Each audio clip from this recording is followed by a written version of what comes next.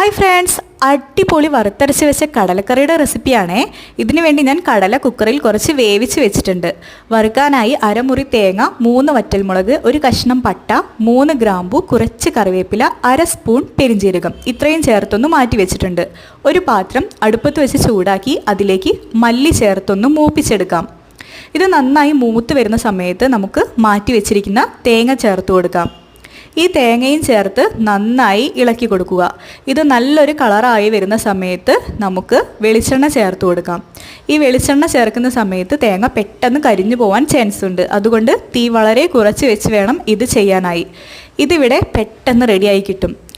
ഇത് നല്ലൊരു കളറായി വരുന്ന സമയത്ത് നമുക്ക് ഈ പാത്രം സൈഡാക്കി വേറൊരു പാത്രം ഇതേ അടുപ്പത്തേക്ക് വെച്ചിട്ട് അതിലേക്ക് ആവശ്യത്തിനുള്ള വെളിച്ചെണ്ണ ഒഴിച്ചു കൊടുക്കാം.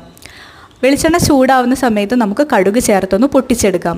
ഇതിലേക്ക് നമ്മൾ കൊത്തി അരിഞ്ഞ് വെച്ചിരിക്കുന്ന തേങ്ങയാണ് ചേർത്ത് കൊടുക്കുന്നത്. ഈ തേങ്ങ വരുന്ന സമയത്ത് കടലക്കറി പ്രത്യേക ടേസ്റ്റാണ്. ആ തേങ്ങ ചെറുതായൊരു കളറ് മാറി വരുന്ന സമയത്ത് നമുക്ക് ചതച്ച് വെച്ചിരിക്കുന്ന 1 സ്പൂൺ ഇഞ്ചി വെളുത്തുള്ളി ചതച്ചതും കൂടി ചേർത്ത് അതിൻ്റെ പച്ചമണം മാറി വരുന്ന സമയത്ത് സവാള ചേർത്ത് കൊടുക്കാം. സവാള പെട്ടെന്ന് വഴറ്റാൻ വേണ്ടി നമുക്ക് ആവശ്യത്തിന് ഉപ്പും ചേർത്ത് നന്നായൊന്ന് വഴറ്റി പൊടികളായി ഞാനിവിടെ 1/2 ടീസ്പൂൺ മഞ്ഞൾപ്പൊടി, 1 ടീസ്പൂൺ മല്ലിപ്പൊടി, 1 ടീസ്പൂൺ മുളക് പൊടി ഇത്രയും ചേർത്ത് കൊടുത്ത് നമ്മൾ തക്കാളി ചേർത്ത് കൊടുക്കുന്നുണ്ട്. ആ തക്കാളി ഒന്ന് വഴണ്ട് വരുന്ന സമയത്ത് നമുക്ക് വേവിച്ച് വെച്ചിരിക്കുന്ന കടല ചേർത്ത് കൊടുക്കാം.